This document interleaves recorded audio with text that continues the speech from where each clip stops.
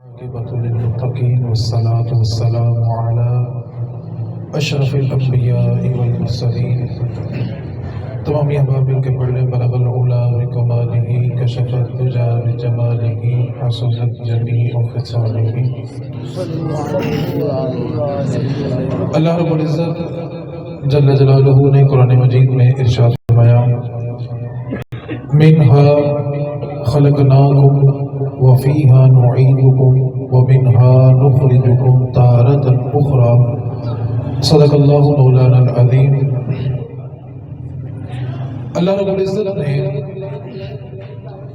جس وقت اس کی ڈبلنگ بند کر دی آدم علیہ السلام کو تخلیق فرمانے کا ارادہ فرمایا، اللہ تعالیٰ نے جبریل امین کو حکم دیا کہ جبریل زمین سے کچھ مٹی لاؤ، آدم کا خمیر گوندنا ہے۔ جبریل امین زمین پہ حاضر ہوئے، ایک مٹھی میں مٹی کو لیا تو باقی زمین کی مٹی نے رونا شروع کیا اور کہنے لگی کہ اس کو ہم سے جدا نہ کر۔ جبریل امین نے مٹی واپس چھوڑی اور خالی ہاتھ اللہ کی بارگاہ میں حاضر ہوئے تو اللہ تعالیٰ نے پوچھا جبریل تجھے مٹی لینے کے لیے بھیجا تھا، وہ خالی ہاتھ آ گیا۔ عرض کی مالک مولا زمین سے مٹی اٹھائی تھی تو باقی نے رونا شروع کر دیا، مجھے ترس آیا، رحم آیا تو میں چھوڑ کے واپس آ گیا۔ اللہ تعالیٰ نے میکائیل کو بھیجا، میکائیل زمین سے ایک مٹھی بھر مٹی لاؤ، اس سے آدم کا خمیر گوندنا ہے۔ میکائیل آئے، زمین سے مٹی لی، زمین نے رویا۔ میکائیل بھی خالی ہاتھ اللہ کی بارگاہ میں چلے گئے اور جا کے کہا مالک مولا مٹی اٹھائی تھی لیکن باقی مٹی روئی، مجھے ترس آیا تو میں چھوڑ کے آ گیا۔ تیسری باری آئی اسرائیل کی، اسرائیل نے آگے مٹی میں مٹی لی، باقی مٹی روئی لیکن اسرائیل نے چھوڑی نہیں اور وہ مٹی لے کے اللہ کی بارگاہ میں حاضر ہوئے۔ مالک مولا مٹی حاضر ہے، اللہ نے پوچھا اسرائیل بتاؤ تو صحیح ماجرا کیا ہوا؟ عرض کرنے لگے مالک مولا مٹی اٹھائی تھی، باقی مٹی روئی تھی لیکن میں چھوڑ کے نہیں آیا، حکم دے رہا تھا۔ اللہ تعالیٰ نے فرمایا اسرائیل جب میں انسان بنا لوں گا تو روح قبض کرنے کی ڈیوٹی اب تیری ہے، تیرے سامنے سب روئیں گے بھی تو تو چھوڑ کے نہیں آئے گا۔ اس دن اسرائیل کی ڈیوٹی لگی کہ روحیں تو نے قبض کرنی ہے۔ اب روایت کے الفاظ ہیں کہ زمین سے جو مٹی اٹھائی گئی تھی جس سے آدم علیہ السلام کا خمیر گوندا گیا وہ 60 قسم کی مٹی تھی۔ 60 قسم کی مٹی لے کے اس سے آدم علیہ السلام کا خمیر گوندا گیا اور آدم علیہ السلام کو تخلیق کیا گیا۔ آج اولاد آدم میں مزاج مختلف ہیں، کوئی بہت میٹھا تو کوئی کڑوا ہے، کوئی بڑا ہی نرم دل ہے، کوئی بڑا ہی معاف کرنے والا، کوئی بڑا ہی سخت دل ہے۔ تو آج جو اولاد آدم میں مزاج مختلف ہیں اس کی وجہ یہی ہے کہ آدم علیہ السلام کو 60 قسم کی مختلف مٹی سے گوندا گیا تھا، اس لیے آج اولاد آدم کے مزاج مختلف ہیں۔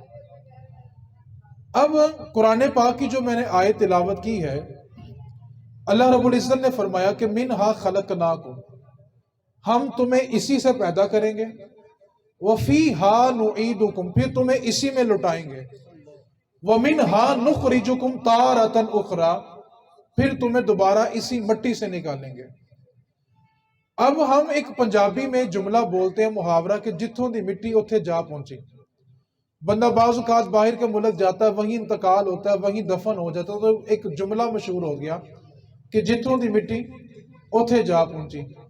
یہ محاورہ نہیں ہے، یہ اصل میں اس آیت کا ترجمہ ہے کہ ہم تمہیں جس مٹی سے پیدا کریں گے وَفِيهَا نُعِيدُكُمْ، پھر تمہیں اسی میں لٹائیں گے، وَمِنْهَا نُخْرِجُكُمْ تَارَةً أُخْرَى، پھر تمہیں اسی مٹی سے دوبارہ نکالیں گے۔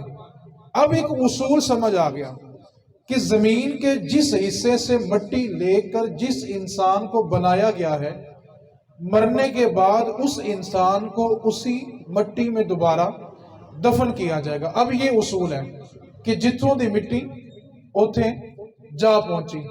زمین کے جس حصے سے مٹی لے کے جس انسان کو بنایا جائے، مرنے کے بعد وہ انسان وہیں پر دفن ہوتا ہے۔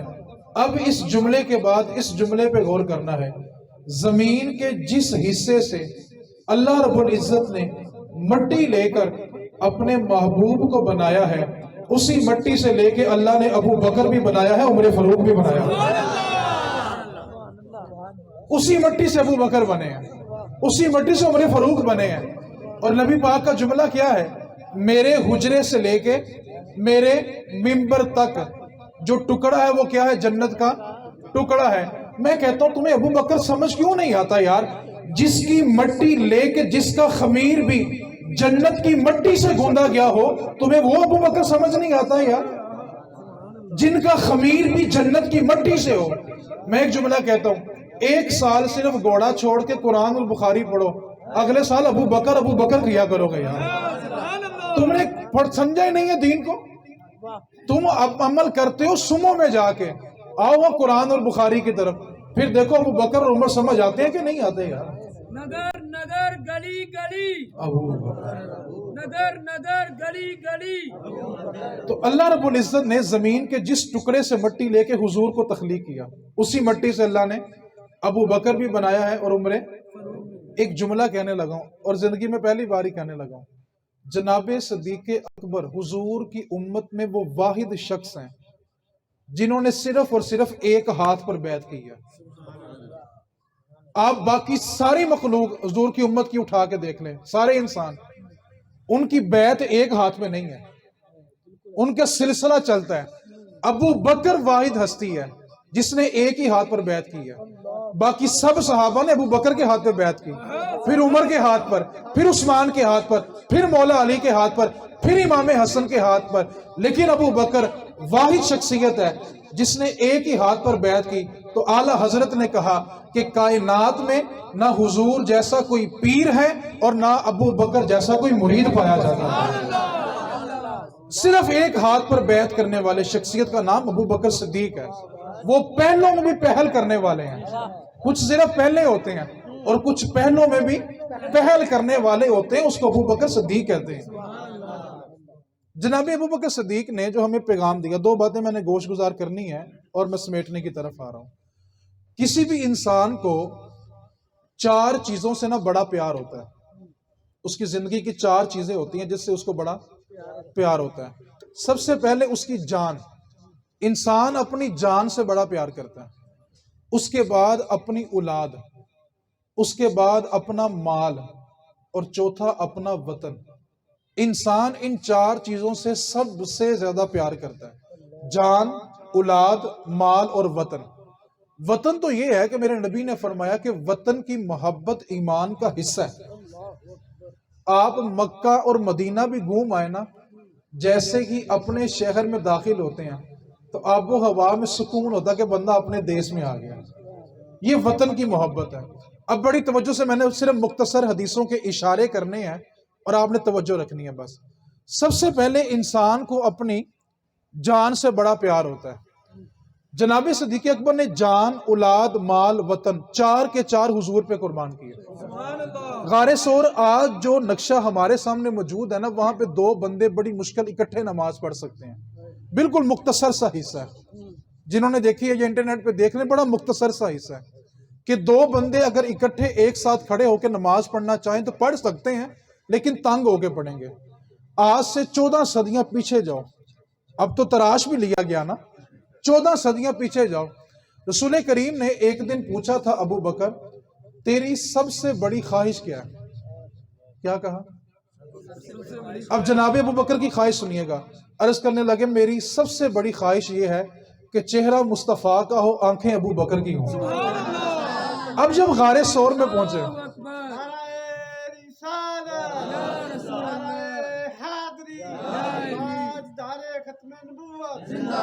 اب جب غار ثور میں پہنچے جہاں دو بندے اکٹھے نماز نہیں پڑھ سکتے، 14 صدیاں پیچھے جائیں کتنی کی جگہ ہوگی، اور جناب ابو بکر نے حضور کا سر اقدس اپنی گود میں رکھا، اور جو گود میں ہوتا ہے نا بڑے غور سے دیکھا جاتا ہے۔ جناب ابو بکر نے کہا تو حضور چہرہ آپ کا ہو اور آنکھیں ابو بکر کی ہوں۔ میں کہتا ہوں دیکھو یار کتنے غور سے دیکھا ہوگا، اور 3 دن 3 راتیں، تیسرا تھا ہی کوئی نہیں، اور جی بھر کے دیکھا ہوگا۔ 17 ڈنگ سانپ نے مارے ہیں، لیکن ابو بکر نے پاؤں کو جنبش نہیں دی۔ جملہ بڑا توجہ طلب ہے۔ ابو بکر نے قرآن کی کس آیت میں پڑھا تھا کہ نبی کی نیند خراب نہیں کرنی، جان دینی ہے؟ ابو بکر نے بخاری کی کس حدیث میں پڑھا تھا کہ نبی آرام کر رہے ہوں تو تم جان دے دینا؟ صحابہ حضور سے قرآن اور حدیث پڑھ کے پیار نہیں کرتے تھے۔ ابو بکر نے بخاری مسلم کی کسی حدیث میں نہیں پڑھا تھا کہ نبی آرام کر رہے ہوں تو تم اپنی جان دے دینا۔ کیوں بھلا؟ بخاری مسلم کا وجود تو نبی پاک کے 250 سال بعد ہے۔ بخاری نبی پاک کے وصال کے 250 سال بعد لکھی گئی ہے۔ ابو بکر نے تو بخاری کی کوئی حدیث نہیں پڑھی تھی کہ نبی کی نیند ہو تو تم جان دے دینا۔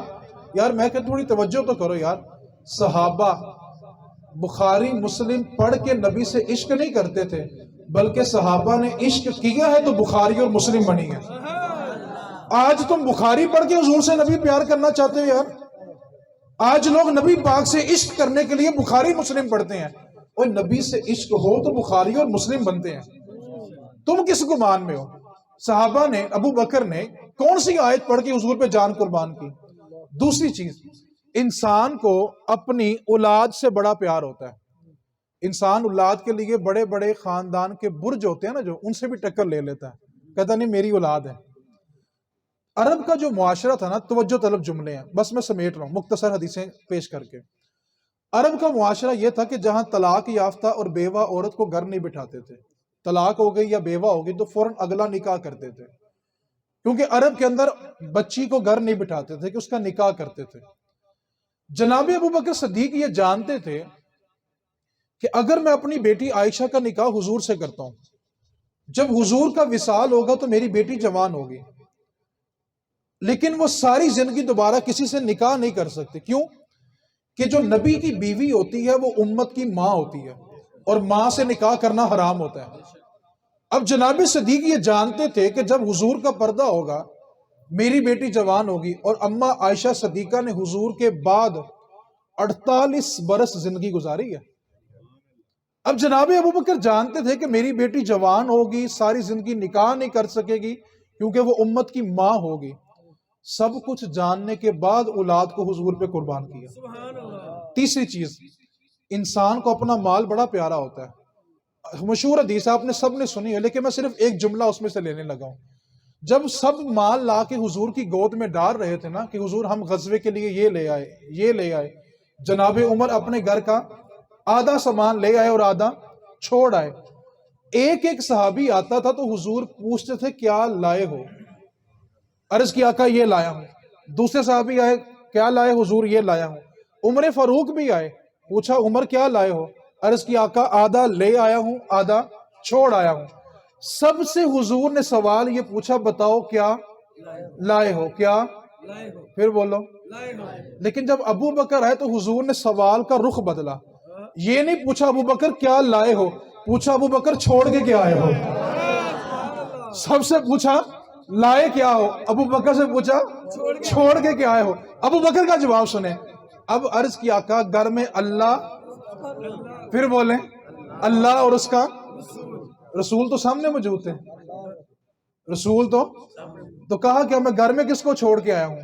اللہ اور اس کے رسول کو۔ پتہ چلا یہ عقیدہ 150 سال پرانا نہیں ہے، یہ عقیدہ ہمیں ابو بکر صدیق نے دیا ہوا ہے۔ حضور سامنے موجود تھے، لیکن کیا کہا؟ گھر میں کون چھوڑ کے آیا ہوں؟ اللہ اس کا۔ تو آپ نے اپنا مال بھی حضور پر ایک سوئی بھی نہیں چھوڑی۔ آخری حوالہ، انسان کو اپنے وطن سے بڑا۔ جناب ابو بکر صدیق کو حضور نے ایک دن فرمایا تھا، ابو بکر ان قریب ہجرت کا حکم آنے والا ہے، ہم نے مکہ چھوڑنا ہے اور یثرب کی طرف چلے جانا ہے، اور تم تیار رہنا، کسی وقت بھی حکم آنے والا ہے۔ اتنی بات ہوئی، جناب ابو بکر چلے گئے۔ اب جس رات ہجرت کا حکم آیا نا، تو نبی پاک صلی اللہ علیہ وسلم نے مولا علی کو بلایا، فرمایا علی یہ میرا بستر ہے اور یہ لوگوں کی امانتیں ہیں، صبح لوگوں کی امانتیں واپس کرنا اور تم بھی مدینے آ جانا۔ یہاں پر ایک جملہ تھوڑا توجہ طلب ہے جس کی طرف میں بطور اصلاح اشارہ کرنا چاہتا ہوں۔ نبی پاک کے دروازے پہ جو دشمن، جو کافر ننگی تلواریں لے کر کھڑے تھے نا، حضور کی جان کے دشمن تھے، انہی لوگوں کی امانتیں حضور کے گھر پڑی ہوئی تھی۔ وہ امانتیں مسلمانوں کی نہیں، یہودیوں کی اور کافروں کی تھی۔ جانی دشمن ہونے کے باوجود ان کی امانتیں حضور کے گھر تھی، کیونکہ وہ جانتے تھے یہ نبی سچا بھی ہے اور امانت دار بھی ہے۔ آج حضور کا امتی ہو اور دوسرے بھائی کی جڑیں کاٹ دیں، پھر مزیداری نہیں ہے۔ آج وراثتیں کھا کے، زمینوں پہ قبضے کھا کے ہر سال حج عمرہ نہیں ہوتا میرے بھائی۔ سگی بہن کی وراثت ماری ہو، تیرے بچوں کا گھر تو بن سکتا ہے، جنت میں تیرا ٹھکانہ نہیں بنے گا۔ ساری زندگی سرکاری عہدہ ہوتا ہے رشوت کھا کے، اور جب داڑھی چٹی ہوگی تو ٹوپی سر پہ رکھ کے مسجد میں آ گئے۔ جب تک لوگوں کے حق واپس نہیں کرو گے عبادت قابل قبول نہیں۔ یہ نبی پاک کا فتویٰ ہے۔ بلے شاہ نے کیا کہا تھا؟ حج بھی کیتی جاندے ہو تے لہو بھی پیتی جاندے ہو، حج بھی کیتی جاندے ہو تے لہو بھی پیتی جاندے ہو، کھا کے مال یتیماں دا پیج مسیتی جاندے ہو، فرض بھلائی بیٹھے ہو تے نفلاں نیتی جاندے ہو، پھٹ دلاں دے سیندے نہیں ٹوپیاں سیتی جاندے ہو۔ اور دسو تے صحیح بلے شاہ نو کی کچھ کیتی جاندے ہو، دسو تے صحیح بلے شاہ نو کی کچھ کیتی جاندے ہو۔ تو جناب صدیق حضور نے فرمایا کہ ابو بکر تیار رہنا، کسی وقت بھی ہجرت کا حکم آئے گا۔ ہم نے کدھر جانا ہے؟ بندے نے سفر پہ جانا ہو تو سب سے بہترین دوست چنتا ہے۔ کیوں بلا؟ سفر مارا آسان بھی ہو تو اچھا بھی ہو۔ حضور نے جناب صدیق کو چنا۔ اب جب ہجرت کا حکم آ گیا، مولا علی کو بستر پہ لٹایا، امانتیں سپرد کی اور کہا علی صبح امانتیں دے کے نہ مدینے آ جانا۔ اور حضور چلے ابو بکر کے دروازے پہ۔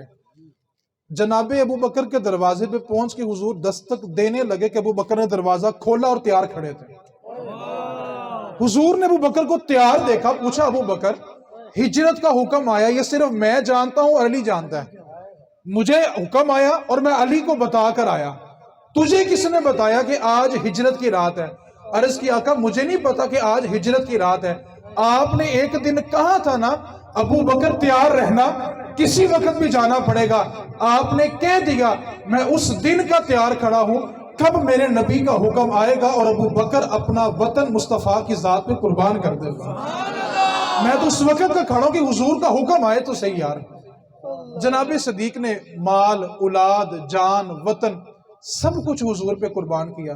اور پھر جناب ابو بکر کے ساتھ حضور نے جو اپنائیت کا اظہار کیا ہے نا، رسول کریم نے ایک دن فرمایا، فجر کی نماز پڑھی، فرمایا صحابہ سارا دن نہ بیٹھے رہا کرو، وقفے وقفے سے ملا کرو، اس سے محبت بڑھتی ہے۔ سارا دن نہ یہاں بیٹھے رہا کرو، وقفے وقفے سے ملا کرو۔ اب یہ حدیث سب نے سنی، ابو بکر نے بھی سنی۔ جناب ابو بکر ظہر کی نماز میں آئے، ظہر کے فرض پڑھے اور گھر چلے گئے، حضور سے نہیں ملے۔ رسول کریم نے سلام پھیرنے کے بعد سارے صحابہ کو دیکھا، فرمایا ابو بکر نہیں آیا؟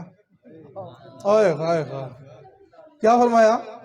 یار کوئی فنکشن ہو نا ہمارے ہاں، سارے مہمان بیٹھے ہوں، کسی ایک کا انتظار، بندہ کہتا یار او نہیں آیا، او نہیں آیا علی تک، پوچھو یار کتنے تک پہنچے ہیں؟ سارے صحابہ موجود ہیں، ابو بکر ہیں، عثمان ہیں، علی ہیں، سب ہیں۔ پوچھا یار ابو بکر نہیں آیا؟ عرض کیا کہ آئے تھے، نماز پڑھ کے چلے گئے۔ حضور خاموش ہو گئے۔ عصر کی نماز ہوئی، حضور نے سلام پھیرا، ابو بکر نے فرض پڑھے اور چلے گئے۔ حضور نے پھر پوچھا صحابہ ابو بکر نہیں آیا؟ عرض کیا کہ آئے تھے، نماز پڑھی چلے گی، مغرب پڑھی، عشاء پڑھی۔ جب عشاء پڑھی تو حضور نے تھوڑے درد کے ساتھ، تھوڑی تڑپ کے ساتھ پوچھا صحابہ آج ابو بکر نہیں آیا؟ ابو دردہ کہتے ہیں کہ میں تڑپ اٹھا، میں ابو بکر کے گھر بھاگتا ہوا گیا۔ ایک حدیث کسی اور راوی سے بھی ہے، کہتے جا کے میں نے جناب صدیق کا دروازہ کھٹکھٹایا اور میں نے کہا ابو بکر تو کیا کرتا ہے؟ حضور صبح سے ہر نماز کے بعد تیرا پوچھتے ہیں کہ ابو بکر نہیں آیا اور تو فرض پڑھتا ہے اور گھر کی طرف چلا جاتا ہے۔ ابو بکر بھاگتے ہوئے آئے۔ میں کہتا ہوں یار کتنے خوش نصیب ہیں وہ لوگ جن کو بلاوا بھی حضور کا آتا ہوگا، جن کے دہلیز پہ جا کے صحابہ یہ کہتے ہوں کہ آ تجھے حضور بلا رہے ہیں۔ یہاں کوئی بڑا بلائے تو بندہ چھلانگے مارتا جاتا ہے۔ کہتا ہوں کمال نصیب نہیں ہے یار ان لوگوں کے جن کو بلاوا بھی حضور کے دربار سے آتا ہوگا کہ جا کے حضور کو دیکھنا ہے۔ آئے، عرض کی آقا آپ نے یاد کیا، کہا ابو بکر کیا ہوا کہ تو ہر نماز کے بعد گھر چلا جاتا ہے؟ جناب صدیق نے عرض کی آقا صبح آپ نے کہا نہیں تھا کہ سارا دن نہ بیٹھا کرو، وقفے وقفے سے ملا کرو، محبت بڑھتی ہے۔ آقا میں تو اس لیے وقفے وقفے سے آ رہا تھا۔ میرے نبی کا جملہ سنیے گا، فرمایا ابو بکر میں نے سب کو کہا تھا لیکن یار تجھے تو نہیں نہ کہا تھا، یار تو نہ جایا کر، یار تیرے بغیر جی نہیں لگتا، یار تو نبی پاک صلی اللہ علیہ وسلم نے ابو بکر سے اپنائیت کا اظہار کیا. میرے نبی کا جملہ ہے، فرمایا مجھے جب بھی کسی صحابی نے مال دیا ہے، غزوے کے لیے ہو، مسجد کے لیے ہو، میں نے اس کو ہمیشہ احتیاط سے سوچ سمجھ کے استعمال کیا ہے. لیکن ابو بکر نے مجھے جب بھی مال دیا میں نے اپنا سمجھ کے استعمال کیا. آخری جملہ اور توجہ طلب جملہ، جناب صدیق اکبر رضی اللہ تعالیٰ عنہ کے بارے ایک مشہور حدیث پاک ہے. آج اس حدیث کو سمجھنا ہے. رسول کریم نے فرمایا کہ میں نے سب کا قرضہ دے دیا، ابو بکر کا اس کا قرضہ قیامت کے دن، پھر بولیں قیامت کے دن کون دے گا؟ اللہ دے گا. پتہ چلا اسلام قیامت تک ابو بکر کا مقروض ہے. اسلام قیامت تک ابو بکر کا مقروض ہے. جلال الدین سیوطی نے بھلا کیا لکھا ہے؟ ابو بکر کا قرضہ حساب برابر بھلا کیسے ہونا ہے؟ رسول کریم صلی اللہ علیہ وسلم نے فرمایا قیامت والے دن ابو بکر کا قرضہ میں اس طرح اتاروں گا کہ ساری امت کو اللہ کا دیدار ایک بار ہوگا، ابو بکر کو رب کا دیدار 2 مرتبہ کرایا جائے گا. اور کس طرح کرایا جائے گا کہ ایک بار تو ساری امت کے ساتھ ہوگا، اور ابو بکر کا قرضہ میں اس طرح اتاروں گا کہ جب دوسری بار ابو بکر اپنے رب کو دیکھے گا، ایک رب کی ذات ہوگی، دوسری ابو بکر کی ذات ہوگی، اور ابو بکر تنہا کھڑے ہو کے اپنے رب کا جلوہ دیکھیں گے. تو اسلام قیامت تک ابو بکر کا مقروض ہے. آخر میں ابو بکر صدیق کی بارگاہ سے کچھ لنگر چاہیے کہ نہیں چاہیے؟ لنگر لینا، پھر گفتگو سمیٹ لیتے ہیں. توجہ طلب نوجوانوں کے لیے بالخصوص جملہ ہے. جناب ابو بکر صدیق نے فرمایا کائنات میں سب سے بڑا بد نصیب شخص وہ ہے، کائنات میں سب سے بڑا بد نصیب شخص وہ ہے جو خود تو مر جائے لیکن اس کا گناہ زندہ رہے. بندہ خود تو مر جائے لیکن اس کا گناہ. اب آپ نے تھوڑی سی توجہ فرمانی ہے. ہم نے کوئی گندی تصویر، کوئی گندی ویڈیو دیکھی، اپنے دوستوں کو بھیج دی، خود شاید توبہ کر کے مر جائیں، دوست نے آگے دوستوں کو، دوست نے آگے، پھر اس کے دوستوں نے، پھر اس کے دوستوں نے. بندہ قبر میں ہوتا ہے لیکن اس کا گناہ زندہ رہتا ہے. آج آپ ٹک ٹاک کے اوپر، فیس بک کے اوپر جو ویڈیو چھوڑ کے جا رہے ہیں نا، آپ نہیں جانتے کہ آپ کے بعد قیامت تک اس کو کتنے لوگ دیکھیں گے. آپ قبر میں ہوں گے لیکن آپ کا گناہ زندہ ہوگا. آج فخریہ انداز میں ایک دوست دوسرے دوست کو بتاتا ہے کہ میں نے فلاں گناہ کیا ہے. آپ تو چلے جائیں گے لیکن آپ کا گناہ زبانوں پہ زندہ رہے گا. آپ جو دوستوں کو تصویریں شیئر کر رہے ہیں، نوجوانوں جو ویڈیو شیئر کر رہے ہیں، پتہ نہیں وہ آگے کتنے لوگ قیامت تک دیکھیں گے. میں مثال دیتا ہوں. ایک بندے نے کوئی بہودہ تصویر یا بہودہ ویڈیو یوٹیوب پہ یا فیس بک پہ لگا دی. اگر اس ویڈیو کو 10,000 لوگوں نے دیکھا ہو، کتنے لوگوں نے؟ لگانے والا تو مر گیا، بتائیں 10,000 لوگوں کا گناہ کس کے کھاتے میں گیا؟ آپ اپنے ہاتھوں سے اپنی قبر وزنی کر رہے ہیں. کائنات کا سب سے بڑا بد نصیب کون ہے؟ جو خود تو مر جائے لیکن اس کا گناہ. آپ کا کردار کیا ہے وہ آپ کے مرنے کے بعد آپ کی فیس بک بتائے گی. آپ قبر میں ہوں گے لیکن گناہ آپ کے زندہ ہوں گے. لہٰذا ایسا مواد چھوڑ کے جائیں کہ جب بھی لوگ آپ کو سنیں. میں تو ایک دن میڈیا والوں سے بھی کہا تھا، گزارش کی تھی ان کو، میں نے میسیج کیا تھا کہ یار جب کوئی گانے والا مر جاتا ہے، اس نے ساری زندگی لعنتیں وصول کی ہوتی ہیں، لیکن کم از کم جب اس کی برسی آئے نا تب اس کے گانے نہ چلایا کرو. آپ چلاتے ہو، لوگ دوبارہ سنتے ہیں، دوبارہ اس پہ عذاب ہوتا ہے. اس دن اسپیشل چلایا جاتا ہے کہ فلاں بندے نے کیا کیا کچھ کیا ہوا ہے. تو اس واسطے کائنات کا سب سے بڑا بد نصیب کون ہے؟ جو خود تو مر جائے لیکن اس کا گناہ. اس واسطے نوجوانوں کبھی دوستوں کو ایسی چیز نہ بھیجنا کہ آپ قبر میں ہوں اور آپ کا گناہ لوگوں کے موبائلوں میں زندہ ہو. بس ایک جملہ نوجوانوں کے لیے کہنا چاہوں، بچوں کے لیے. بیٹا اور میرے بھائی اور میرے چھوٹے بھائی اور بڑے بھائی بھی، موبائل کی ہسٹری ڈیلیٹ ہو سکتی ہے، کرامن کاتبین کا لکھا ڈیلیٹ نہیں ہوتا. تو کچھ دیکھ کے موبائل تو صاف کر سکتا ہے لیکن فرشتوں کا لکھا صاف. اس واسطے ابو بکر صدیق کا پیغام کیا ہے کہ کائنات کا سب سے بڑا بد نصیب کون ہے؟ جو خود تو مر گیا لیکن اس کا گناہ. ابو بکر صدیق نے مال، جان، اولاد سب کچھ کس پہ قربان کیا؟ حضور سے عشق. بخاری مسلم پڑھ کے بلکہ عشق ہو تو بخاری مسلم لکھی جاتی ہے۔ اللہ کریم کی بارگاہ میں دعا کریں اللہ تعالی ہم سب کو افضلیت صدیق اکبر سمجھنے کی توفیق عطا فرمائے۔ ایک جملہ صرف ایک جملہ اور دے دیں۔ آج ٹھیک ہے میں گزارش کر دیتا ہوں، بیسیکلی مجھ سے نہ بیٹھا نہیں جا رہا، بڑا ٹائم ہو گیا، کوئی بات نہیں، میں صرف ایک جملہ اور عرض کر دیتا ہوں۔ آج نا ہم اختلافات میں پڑ جاتے ہیں۔ ایک بات کو یاد رکھیں، نبی پاک کی اہل بیت جنت کی مالک ہے۔ کیا کہا میں نے؟ پھر بولیں۔ آج سنیت نا یہیں سے ڈگمگا رہی ہے، جملہ بڑی توجہ سے سننا ہے۔ نبی پاک کی اہل بیت جنت کی مالک ہے اور میرے نبی کا ہر صحابی جنتی ہے۔ بات ختم ہوگی، نہ ادھر سے دائیں جانا ہے نہ بائیں جانا ہے، ایک مالک ہے اور ہر صحابی۔ تو بھائی آپ کو اختلافات میں پڑھنے کی وجہ کیا ہے؟ ایک جملہ میں آپ سے کہنے لگا ہوں، اہل بیت بھی جنت میں، نبی کا ہر صحابی بھی، اختلاف کرنے والوں نے پھنس جانا ہے۔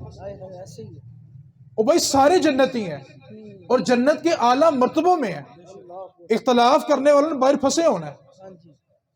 جب اہل بیت بھی جنت کی مالک، نبی کا ہر صحابی بھی جنتی، تو آپ کو ان معاملات میں الجھنے کی ضرورت ہی کیا ہے؟ میں اس کی سادہ سی مثال دیتا ہوں۔ آپ یہاں زندگی گزار رہے ہیں، کیا کبھی کسی نے آپ کے گھر آگے پوچھا بھائی بتاؤ تمہارا صحابہ کی جنگوں کے بارے کیا عقیدہ ہے؟ کبھی کسی نے پوچھا؟ زندگی میں ہم سے یہ سوال ہوگا بتاؤ تمہارا ان جنگوں کے بارے کیا عقیدہ ہے؟ بولیں یار۔ قبر میں جائیں تو کتنے سوال ہیں، اس میں یہ سوال ہے کہ صحابہ کے اختلافات میں تمہارا کیا عقیدہ ہے؟ میدان حشر میں 5 سوال ہیں، اس میں یہ سوال ہے۔ ہم سے نہ زندگی میں سوال ہے، نہ قبر میں سوال ہے، نہ حشر میں سوال ہے، تو پھر اختلافات میں الجھنے کی ضرورت ہی کیا ہے؟ میں بتا رہا ہوں اور بڑے وثوق سے کہہ رہا ہوں، نبی کی اہل بیت جنت کی مالک ہے، حسن و حسین جنتی نوجوانوں کے اور سیدہ پاک ساری خاتون کی سردار ہیں، وہ مالک ہیں بھائی، مختار ہیں وہ، اور میرے نبی کا ہر صحابی۔ اختلاف کرنے والوں نے پھنس جانا ہے۔ بس آپ کو نصیحت کر کے جا رہا ہوں، اختلافات میں پڑھنا رسول کریم نے فرمایا بندہ ساری زندگی جنتیوں والے اعمال کرتا ہے، لیکن مرنے سے پہلے ایک عمل ایسا کرتا ہے کہ جہنم میں چلا جاتا ہے۔ اس لیے آپ کسی بھی بزرگ کو اٹھا کے دیکھیں، اس کی دعاؤں میں ایک دعا ضرور ہوتی تھی، اللہ مرتے وقت ہمارا ایمان بچانا۔ آج آپ دیکھ رہے ہوں گے بڑے بڑے پھسل گئے کہ نہیں پھسل گئے؟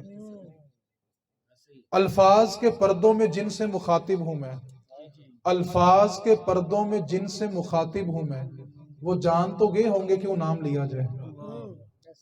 اس واسطے اختلافات میں پڑھنا، آپ سے کوئی پوچھے تو آپ نے کیا کہنا؟ نبی کی اہل بیت جنت کی اور میرے نبی کا ہر صحابی۔ الجھنے کی ضرورت ہی نہیں ہے میرے بھائی، عقیدہ بالکل واضح ہے، ہم ہر صحابی کو جنتی مانتے ہیں۔ کیوں بولا؟ اللہ نے قرآن میں کہا رضی اللہ عنہم ورضوا عنہ، اللہ ان سے راضی ہو گیا، وہ اپنے رب سے راضی ہو گئے۔ وہ جن سے رب راضی ہو جائے، تو میں صبح ترازو لے کے بیٹھ جاتے ہیں۔ میں کہتا ہوں اس بندے کو اپنی عقل پہ حیرانگی نہیں ہوتی، ساری زندگی ساری رات موبائل کے اوپر زنا کرتے ہیں آنکھوں کا، ساری رات بےہودہ کام کرتے ہیں، اور صبح ترازو لے کے صحابہ کو تولنا شروع کرتے۔ شرم نہیں آتی تمہیں؟ میری اوقات کیا ہے کہ میں اپنے ترازو بیٹھوں اور میں صحابہ کو اس میں تولنا شروع کر لوں؟ میری اوقات کیا ہے کہ میں اہل بیت کو اس میں تولوں؟ میں اپنی حیثیت دیکھوں، اپنی اوقات دیکھوں، اپنی آپ کو دیکھوں۔ بھائی میری آنکھیں، میرے ہاتھ، میرے پاؤں اس قابل ہے کہ میں صبح اٹھ کے صحابہ کے بارے فیصلے کرتا پھروں؟ اس واسطے نبی کی اہل بیت جنت کی، پھر بولیں، اور میرے نبی کا ہر صحابی، بس نہ دائیں جانا ہے نہ۔ اللہ کریم کی بارگاہ میں دعا اللہ تعالیٰ سب کو عمل کرنے کی توفیق عطا فرمائے۔ وما علینا الا البلاغ۔ تمامی احباب ایک بار سنیں۔